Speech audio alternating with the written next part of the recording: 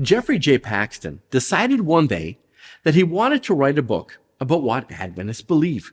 So one day he approached one of his Adventist friends and he asked, "What would you say is the key message of the Seventh-day Adventist Church?" And his friend gave him an answer. Well, Paxton filed it away and went on with his day. A couple of days go by and Paxton runs into another Adventist friend and he asks his friend the same question. "What would you say is the key message of the Seventh-day Adventist Church?" His friend responded, but it was a different response than that of his first friend. Paxton thought, okay, different, but that happens. This went on for months. Month after month, he asked the same question, and he received as many different answers as there were Adventists. And not just with lay people. He went to professors, evangelists, administrators, teachers, and theology professors. And at the end of his research, Paxton concluded that Adventists didn't have a single unifying key message. Now, this upset people in the church, so much so that it got us talking.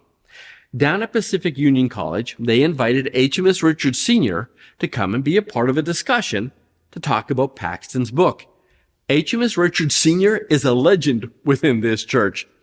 Before he passed away, he was asked if there was a message he would like to share with our people. This was his response. "Tell them the old man has been reading his Bible and the message is still the same." So back to the question. Elder Richards, in as few words as possible, what is the key message of the Seventh-day Adventist Church? To which this old pioneer responded, the message is still the same. Jesus only.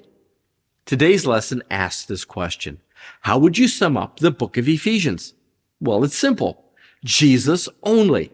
For Paul, the solution to every problem that faced the church was the same. Jesus only.